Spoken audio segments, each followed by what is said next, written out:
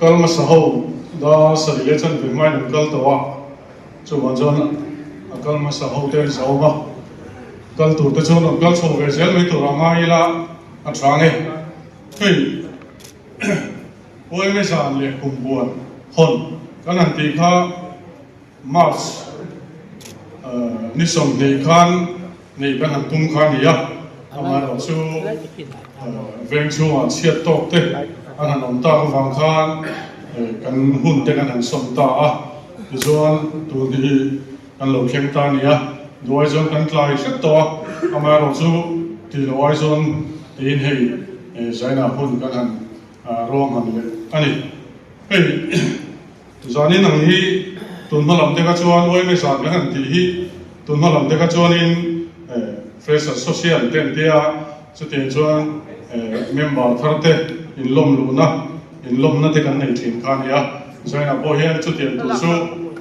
tu ra chuan in rom manila tin kumpuan hon na kan nei bok do ani kha chu te tu chuan in rom manila thange program hi san pa khan kan rom man em lo ke ta tang hian kan program om dan tu tlang hui kan buang me na a thange tran tu kan nei a mula rin omi var te branch executive committee member ania chumi lo chuan introduction hi kan vice president in min nei sakanga ti chuan member tharlom na kan han dia chu chera tang hian kan ti mai na so tangwal Zomuansanga nianga Kumpuan hon Pawh wal so ma si solo omlenga Zomuansanga bo in nei lenga chumi zo chuan bo zom la culture subcommittee lampang anon mai do na ni chumi zo chuan lom tu soina uai zo an thana kan treasure huna mangwa chung chu kan hun kan da to ani do na ni tuna chuan kan tang tu nulala na mi wa te lo so na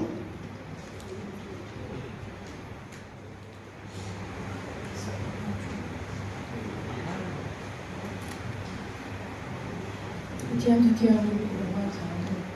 Isaya bung sumbi bakhat cha so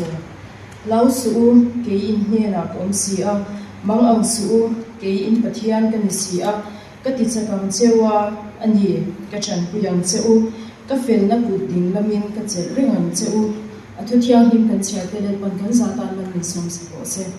ani chong cha ya olen pa kan pathian chunung berba na mi zan ina Bungkawn branch uai me zana Kumpuan na le member tharlom na hun te mang thei tura member he ti zong min shuai ko mi kan loma inhe na rom tu kan man se za ina member ron kal khom te hian kan halam huna chan pui ngai kan pui na ko nga te khutang le ramta na kan thon na ko nga te in lung ro ta ka kan tho zel thei na turin min lom pui la ri hlo kan lo na ko nga ko ichak na ring chunga kan do ne nge thei na turin I chan pui na kan ron dir bokani zadina Kumpuan min hon saktu tu tele special item kan hai kha ka kan thir ho tu te ikuta kan ron ha na kan hun te abula changa to thana min ve min kai shwai turin chung chui fa pa iswa kristan hin kan ron di le tuna chung introduction te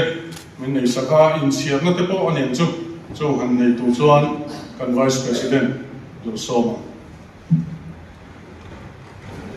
Oleh zamina, oleh mizam dan Kumpuan bunda, member lo zong te Bungkawn branch oleh memingin sebagai kan buk ni introduction. Amas tabirin kan si kan Kumpuan in Sabtu tu balan soma lo di bisa. Halo,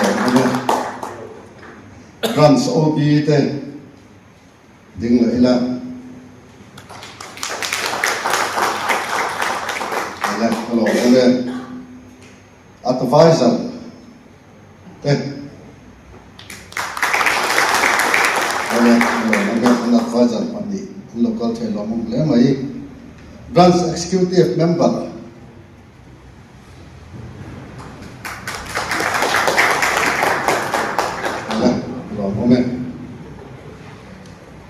Kumpuan subcommittee hi kan secretary hi anam samlo wang siam sa local the lowa so kan report version chima Kumpuan subcommittee local piang te ding la ila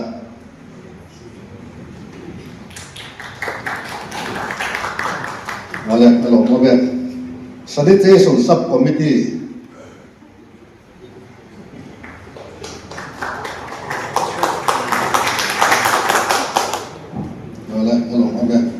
Property and Samuel Subcommittee.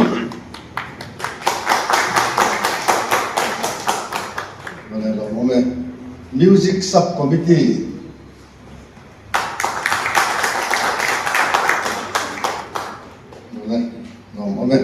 Information Subcommittee.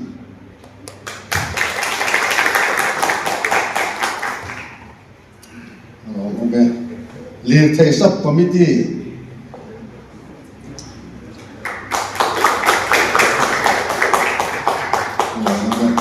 Sports Subcommittee.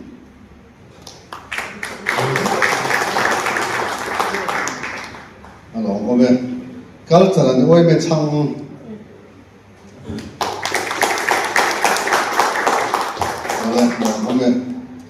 Record and documents.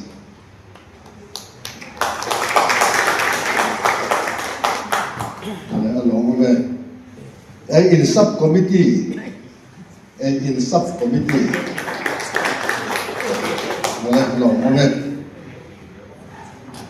And baka yan just member pathum kandiya loading sila kan just member te tangwala din pe kiang te lalming sang le kudal din puya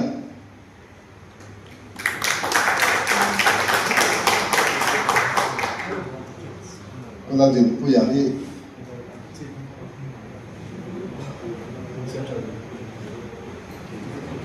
adin chale te u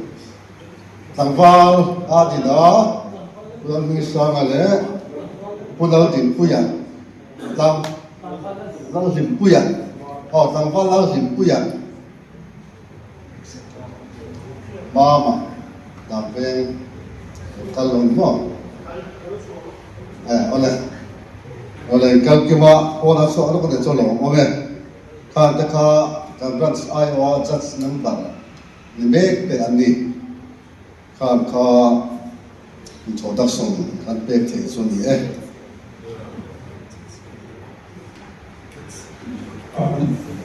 kan judge member kan montia kan judge kan zona hian judge kan secretary kan ya kan branch assistant secretary ani ti kha kan mon sai te le ni se change ala ti kan introduction chu du to kamai la member tharlom na kan hantia hei kumda po kan han ti seu sewa zaninga na hian kan han ti thina member kumia membership fee te pein OM member kan han in peluta tuna chuan anin lo nu tur bi chuang kanum san lo athar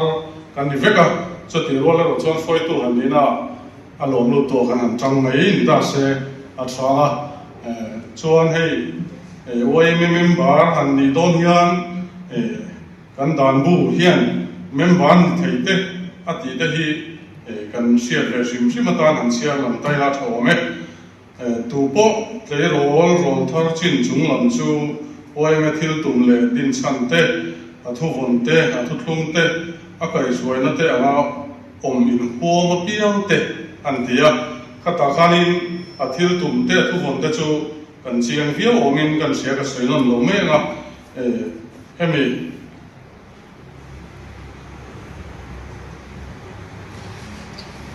OM member te so the tiang hi akai soina an nian tum tur nei ti lai te hi han sia tai la thome som kheng anom da chum te chu pakhat na chuan mani in thunun lein vong fel mi panina chung ko vong fel mi Pathumna thudik ngaina le changkhat mi palina te rei pe mi pangana mi hoi hom parumna mi tlo ngai le changkai pasarina khotlang channa ngai to mi pariat na sa kho za thiam mi pakwana pi le pute dan cha ven hin tum mi le somna zu le lui the thila in su mi ni an tum tur ani ti kha wai me member akahan in pe hian kha kan rilruwa aum tel tura kan ngaya khatien som thi mi kha oi mi member ni thei tura an chu an nun ti te chu ania eni pon kham kan som thei tura ngai la athange he kumina hian Bungkawn ban zoi me hi member hi mi sang thum le somni le pathum kan ni to tu na hian section chen khat thema la in la am lo de lek han in la thar le te kan oma chuai chon kan pung de ngai theya tu da tak hi chuan sang thum le somni le pathum kan ni chawa ni kumai kan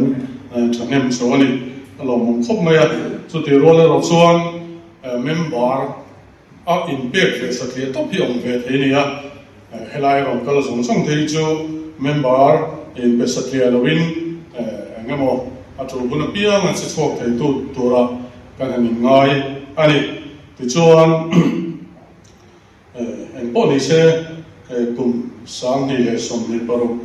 chunga tan member ro pe thar zong te Bungkawn ban sai oi me ai win kalau lo lu choni ti ka kan soi ta se change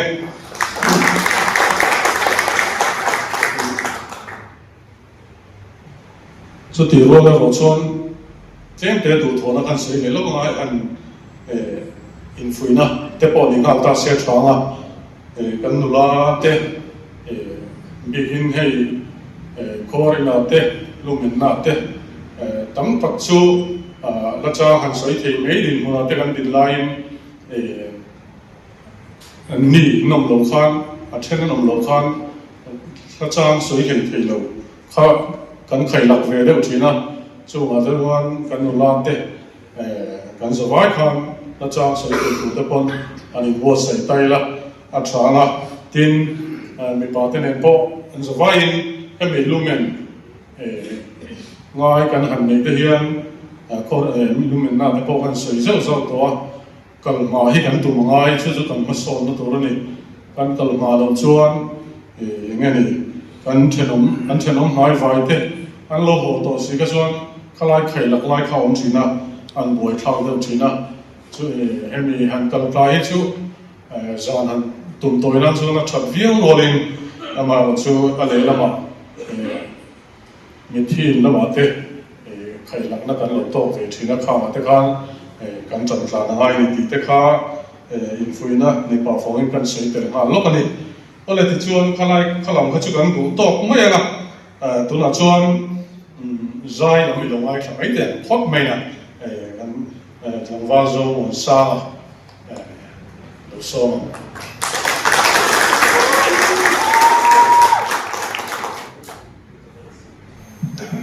cái rằng về chân mẹ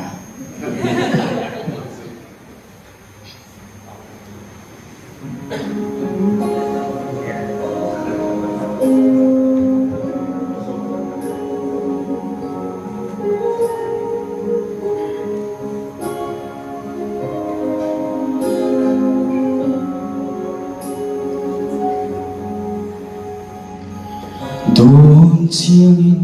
amak nghe cần dấu rắm nun zia radio cần bile bu cần thả tu tên ron mu ve ron shve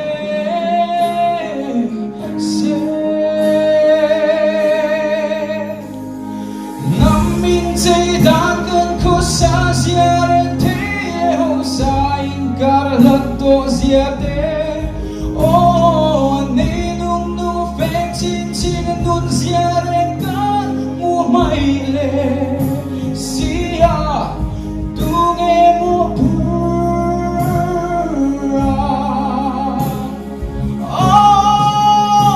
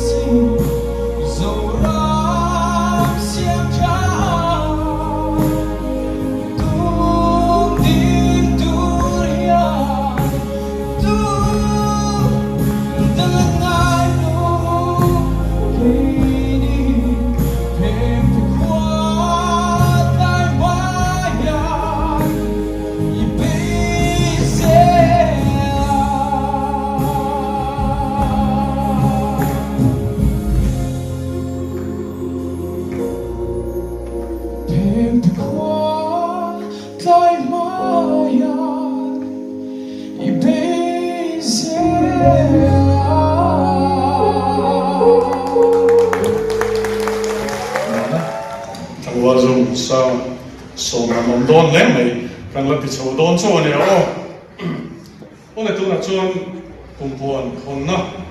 nei so khotanga Pawh lang so si Kumpuan min sakturin tunai lo so mang Chairman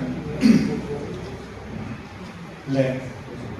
waibe akathopui du takte zari da hian chanbu lomom le ro pui tak mai kan throi tu ten du sakna achunga lan tir le kalom le maya etiana ding tur hi chuan ke ngai vak lowa kan branch structure ga Kumpuan Hawnna te nei hian kan central throi tu te a kan OB te so man han ni tlam pui china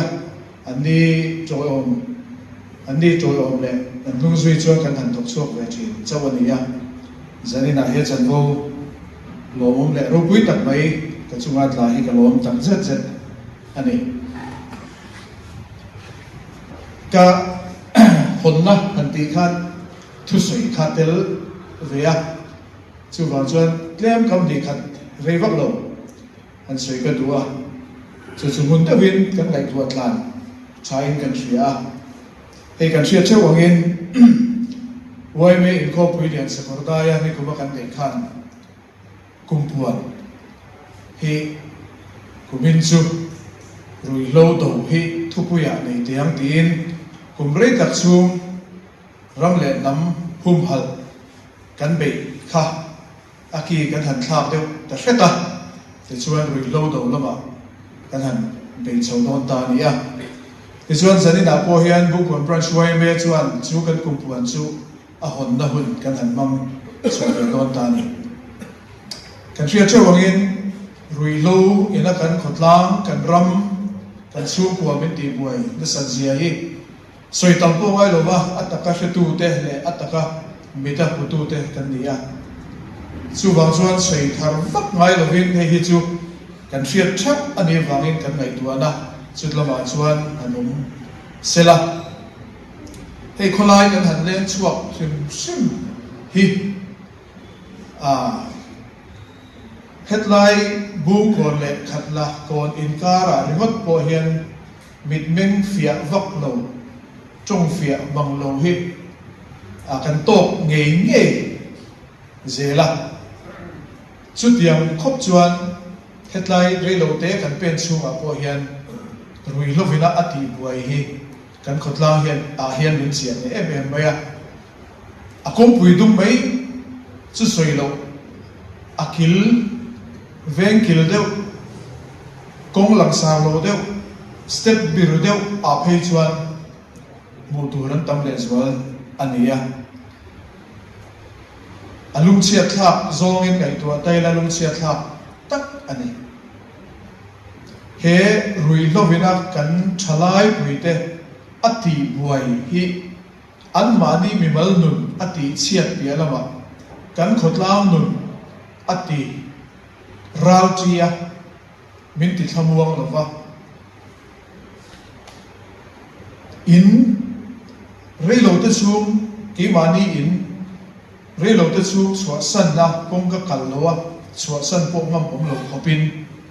tuk ver kal na tha nei lo tan phei chuan in chwa san ngam lo khopin kan din bun hi ralti a thamuan thak ta lo mani thil theng kan vel chunga kan nei zaw zawa chu tiangam rui loina ati buai te poisa le thil khatur zonga mi in chung an lu lu ka in nei tu te ne na in to na wanga buai na han to rap rap te an nun na hiala ta na lom tur khop siam rei an lo ke na wanga har sat na kan to te alo om ta zaw zawa heng kan lei tua hian rui lo do hi amai tak zet zet ani langsar le walau takin damdoi timite anin lan chong lai anin pe chong lai hun lai li taka hei hitlai kini kan thona mun hi Johnson College ka thoka khitlai mual zola ni po khian zilai punoi noi kara po chun pachanga in pe chong hi budu tha tokin anom re chu tiang vel chu kan din bun ani ya khitlai walau tak chu soilo high school vel lam han ti la khoi lai step chu khlai bo down veng step khoi lai kha rai bo soi tu ra tamani chu wang chuan kan khotla kan ram hi hei hian min chian le lu tu ba a buai thak tak zet zet ton lung chiat thak ta chu chung bi te chu kan huat le kan ngei lam ni lovin an nun a cheme ka rui thei thilina ei chia chumia ei chia ta wang chuan engma thil dang ngai tua thei to lovin an rui lo ti tu ring mot ngai tu eng tin nge ka le le thei na tu ka in fix le na tu eng tin nge ka ngai tuang ti ring mot kha an rel ro ma wangin chu chu dat ati buaya ru tu ran zonga an chung te poisa a dai seng lova chu tiang din muna chuan kan om me kani mishing lak tlak lo mishing chor tlak lo mishing chitha tlak lo te poi ti hial te Mizoram mi pui kan pum chak lo kan tia kan population hi kan chang chak lo em bai kan tia thil chiang tak mai chu Sunday school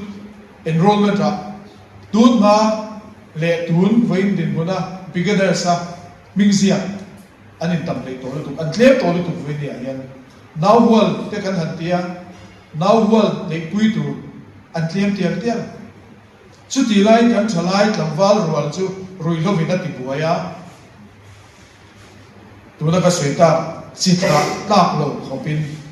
din punchia lo da mekani chu wa chuan an da na po thok thei lo chor ngai na po om lo khopin tlangwal tam tak nula tam tak chu an om mekani hetlai a hian mi pa bi khi tlema concentrate ngai ka ri mi pa kan hek lu tu khi lo gai to thinin karin chiang da wa kumtin na lam chu KTP Rampung Huapa Roreling Koma Emo General Conference and Reporter Chang Hian Mipali Mitse Thi Member Thi Reporter Chang Hian Ain Thao Lu Mipa kan hek em bai hi amangan thakani Rui lo zu le akai hoite wanga nun na chan kan tam lu tu chor tlak lo kan tam lu tu lak tlak lo kan tam lu tu hi mi patan challenge ani kan nu la ten tu na hian a imbalance to lo mi pale bi che hi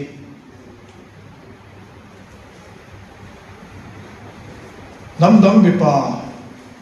kan thik thu kan ni che ang reng bok se nam dam mi pa nei lo turing kan nu la te kan dua mà sẽ kan tlamwal te kan nei tlak kan om si lo chuan kan nu la te tan khan zo tlamwal ngei ti a meng fia mang lo trong fia mang lo lak tlak mang lo nei kha chu a phurom te vak lo lo chu wang chuan tlamwal mi patan tran angai ni kan chalai na thok the kan workforce hi a hom mit tlamwal chor tlak workforce khat a hom chumi na hom le chu kan na tho hlot lin na a productivity a hom bo chu wang chuan heng zo zo ngai tua hian hetlaya ruilovina ati buaya wanga kan khotlang him lo te kan kholai len ti nuam lo ral thi te kan in chung him lo te pia lama kan ram economy thlingin a hmong chho vek a kan ram population thlingin a hmong chho zelani chu wang chuan hemi chung sang hi a vei om tak zaka among an thla ani chu wang chuan wai me chuan rui lo hi be tak tak durin rui lo do ko bai puang kan ti ta ani chu wang chuan hemi ri wang hian a sai tu ri tam khopa HIV AIDS ne na ai kai doi ziate Mizoram a punchak ziate kan sei na sa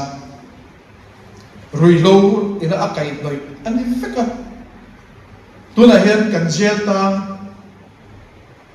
somli tanga somma percent hi chu rui lo le a kai doi zu le khatian rui lo kai doi ka ani anti rui lo ni kum chunga kum sa ni le somni panga chunga Mizoram a rui lo man te hi ana mai lo nia heti man kan ti hiani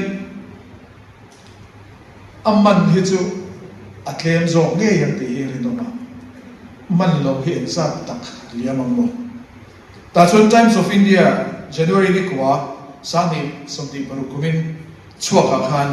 kum sa ni somni le panga chunga Mizoram rui lo rang an mana hi heroin kan ti hi kezi somli le panga le gram sathum somli le pakhat mana kezi khat tam sia chu heroin chu powder ania number 4 kan ti powder ania chu wang chon azam emani kezi khat te chu tam tham takani chu wang chon kezi somli le panga le gram sathum somli le pakhat ti anne tulai min ti buai em thalai tam tak ti buai inga fat kan ngai manglo ma se thalai te psychology an engeri kan tiang an ngai tua na te an behavior an lung sang song song hong the kansa hi til nok ani kansa hi kezi zati somni paruk le gram zaruk le pasai manania opium kezi khat le gram za so pole pathum methamphetamine meth kan ti mai hi tam khop mai meth hi kezi zati so pole pathum le gram sa kwa som sari le pathum a tablet de a om kha chuan crystal meth an ti hi crystal meth hi kezi som li le pariat le gram som lu le pakhat meth kan ti le crystal meth an ti hi dang theta crystal meth chu a film hei engeri kan tiang chini ang deuh hian crystalline a oma chu a addictive pa ka a thok chak em a nasa takin hei hian mi daksa hong masale chuan ani chu Mizoram a man ruilo ina ruilo man ania hei wai me ruilo te poila kan man hi atam e me branch sang ina kan man bel khom te hi hết tại hiện là tiền phép lâu vậy thì hết chút số card data cho nga là cái này nga excise đã ăn mặn chín nặng thế hết là branch nó cần lâu mặn đều đều cái khả năng không về làm chuyện tắm tuổi tắc anh ấy rồi lâu akal công pui ber kan ni an lat ti sui bok sia buai thak khap mai sokar lai pui point hi affair chu wang chuan National Narcotics Bureau NCB po hian malak tu min tu na hian an mun hetlai hian be pui thak turin tin central wide te ne na thok ho tu point ma la chawa rồi lâu be na tu ang thei angin central wide me po hi fan pe turin an buat saya chu tiang chuan thô hô na tur te an pe chu me kan chu tiang chu kan din mun adi ta ka wangin enge kan ti ta kan en tiat ti tur nge liang ti ngai tua tur ta ka ma central wai me na ti tur chin te sub headquarters wai me na ti tur te group wai me na ti tur te branch wai me na ti tur te kumpuan kai shoi na om veka chu chu kong shangin chứ cần try tu tên mà làm cái tu tên branch bị cả tên có áo mà hey central wide main wide ở hiện cats kan ti hi tu ma SRS kan ti trên là SRS kan ti kha tu na chuan cats kan ti ta chu chu central wide main central anti drug squad ti ania cats chuan ni chana kan try tu tên introduction anti zat san ti kha cats ang Bungkawn central de lovin ai zone ko hi zone shanga chanania ta chuan branch shang khakan ni lo ke di po hi zone 8 zone pariat na kan oma ta chuan ke mani zone big chu heta khatla Bungkawn maubo nursery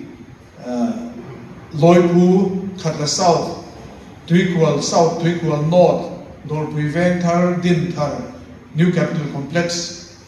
branch Pawh tang ma chu tiang chuan aizol khop wi hi zone so pani vela khan kan chena ni ta ti chuan mani zone chawa tu na hian pe pui thak me ka ne chu ta chuan ke mani zone bi ka kan zats kan ti thu ta zone anti drug squad kan ti ho kha kan member pathum te ni china kan throi tu te na introduction ni kha an ni hi an thok chuak ta zan ten duty to rin buat sei chu tiang khop chuan wai me hi kan in buat sia branch mal point kan tha kan kha kha ren big cholo wa zats rivat khat kan in phana tur lo ke mani veng chu bi ka khan pe ta lo mai ve na chu tiang chuan he be pu hi thap turin ro man na akal chu mek zen branch wai me ti tu function kan ne ya central wai me na amai poi mo em bai chu a prevention hi atimek te enkol na chu country rehab center te oma tin hei tungchai hotel camping center te po tu na chuan rongbol na in an beya kan hin ta se la home function kan te tu na chuan hul hiap te sarkarin malak nei akal so mek boka masi chum zong zong kara chuan poi bota chu alak ti velo te ven na lampi wai me hian kan ti atan apoi bo em ani ta chuan kai khoina engemaw zat to ma chum zinga chuan wai me branch wai me na kan ti the tan chuan ke mani huam chunga ko khan sang te rol cholni in kho ma te hian hun mam turin wi lo chat lo zia in sir tir na te nei turin malam ti te ten wi lo chat lo zia in sir tir na thu zia te flap huak te tin hei tu lai kan malam na poi bo tak chin tin kan IG vela zan kai var deu tho kan en atana local ve thei tura kan malak thei na tur chu reels siamte flyers siamte heng hi kan mu tama kan engeri min chia tam chuan heng a ve na lam pam hi heng hi thil changkai tham ni thei turin base ania tin signboard te hi khotla kan hu kan engeri kan veng chu a signboard tamzo ta suwa a to sa chei thatte thuzia he te ni tin kan na kal tur kan sikul kal tur kan college kal turina a step kan han chuwa so apia rui lo chung chang chat lo zia in zirtira kan hu thin te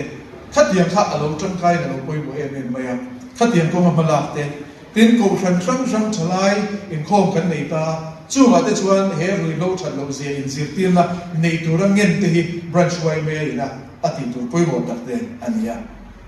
tiền diệt na in về chung diệt na in răng răng à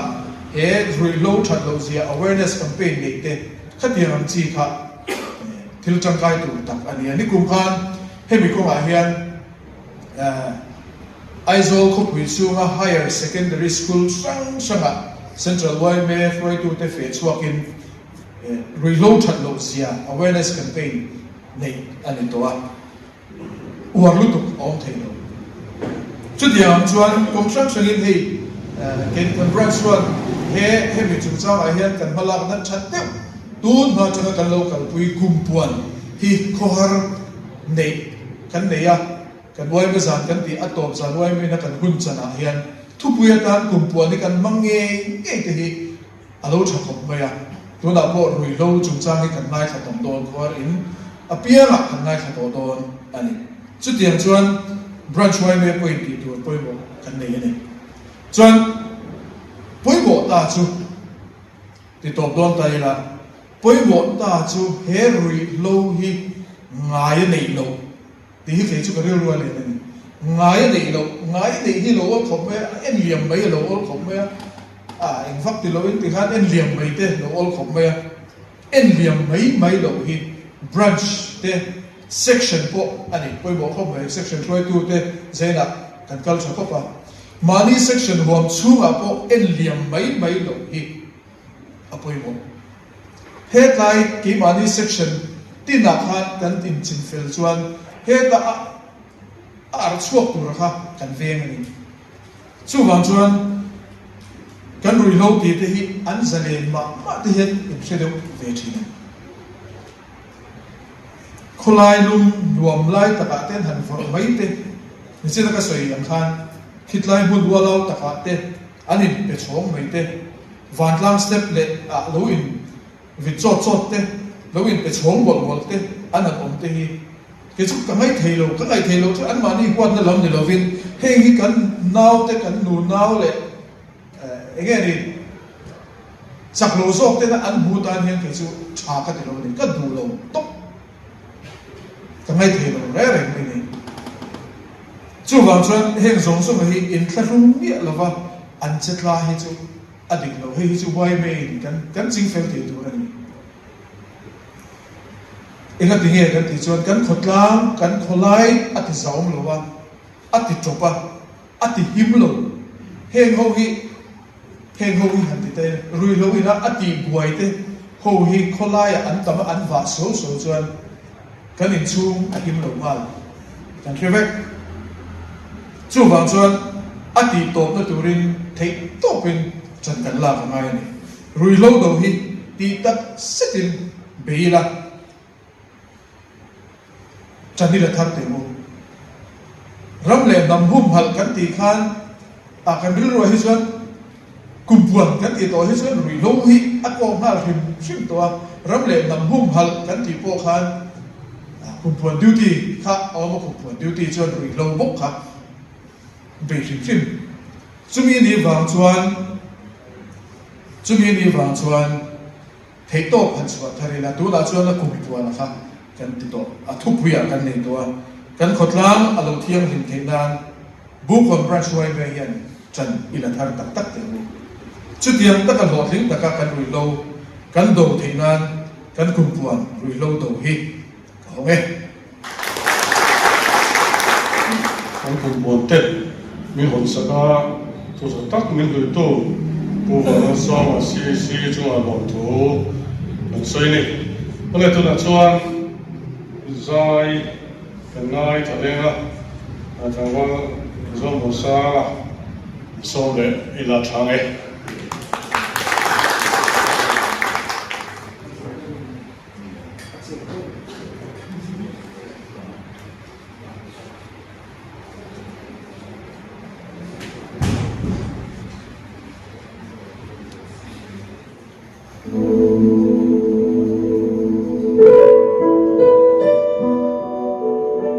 Jacket la range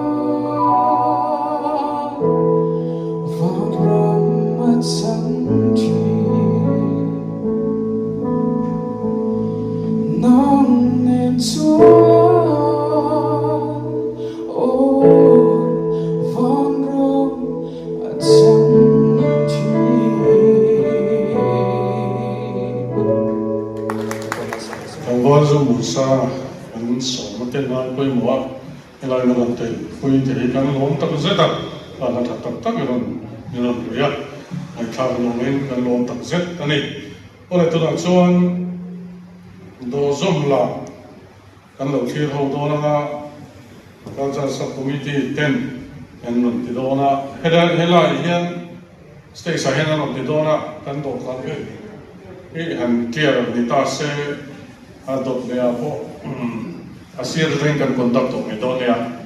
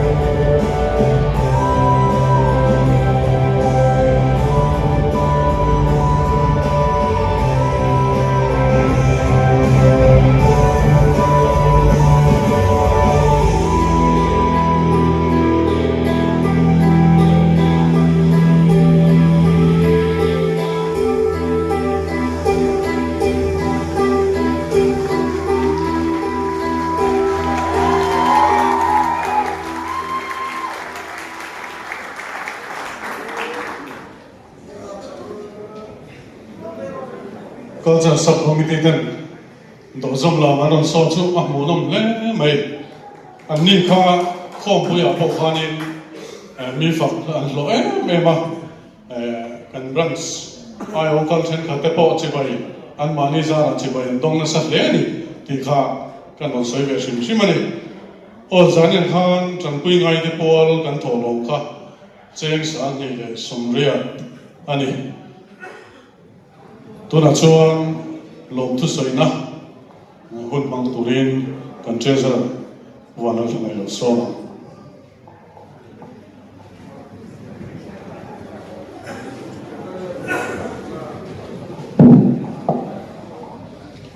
Pu chairman le zan ina oi ma Kumpuan min hon sak tu kan si pu wanal so mate in branch advisor saum tak le do prevent thar fachuang hei oi mem par ko thana akula ta ya changa thalaya na sa taken mang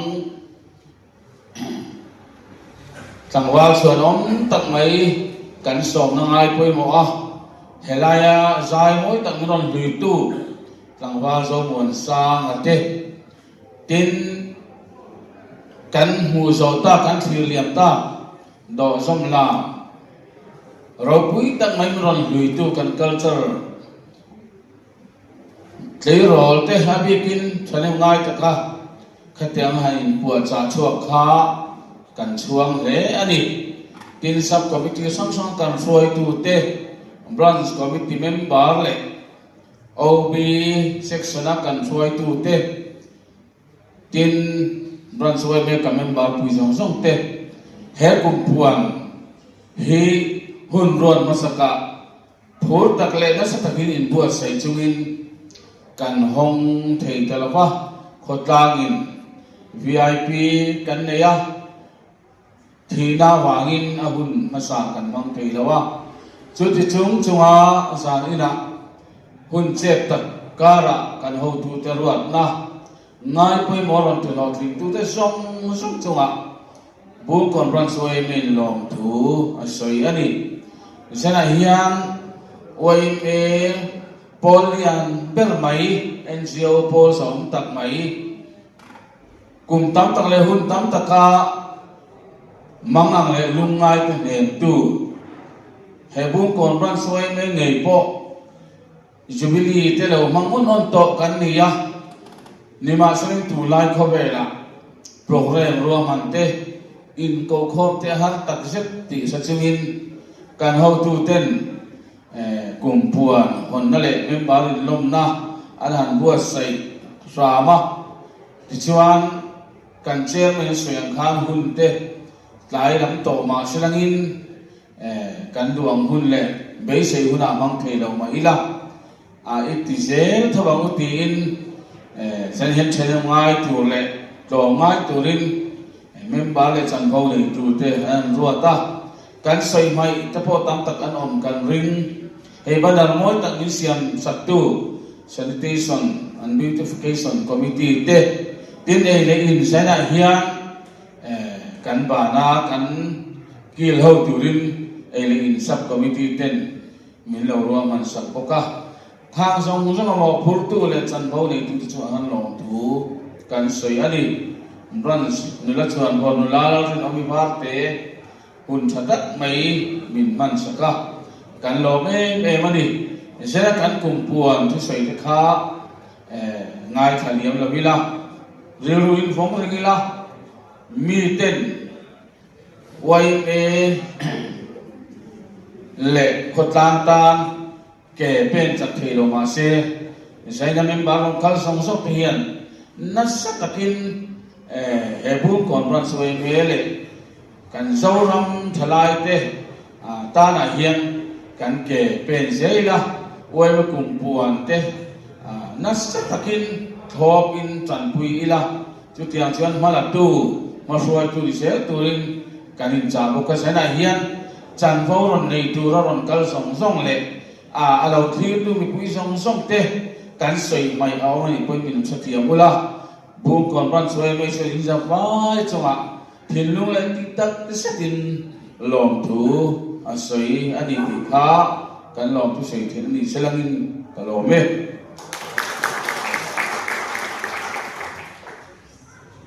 kan hun kan lo ti do bang to nga chun ba chuan kha sub committee sang sang te kan kala kha ho khan amani sub committee thate kha kan lo dong ti kha sila ho khan mai lovin athang e tin lom thu a khan kan bel lok mai nga hei Bungkawn Presbyterian Councilin Kumpuan Hawnna le wai me zan man na tur hall i min man tira a thon in min man tira kan lom tak usen ani ti kha kan non sai tel le ni se thang ti chuan kha kan treasurer se yang khan hemi kan bana hian thim pui le chan refreshment om don ani ti kha satlaw nga change hole kan hun ti top nan kan zavain dingila lal chong trai na kan soina kan hun ti top don nia ni chong trai ro lang u kan pa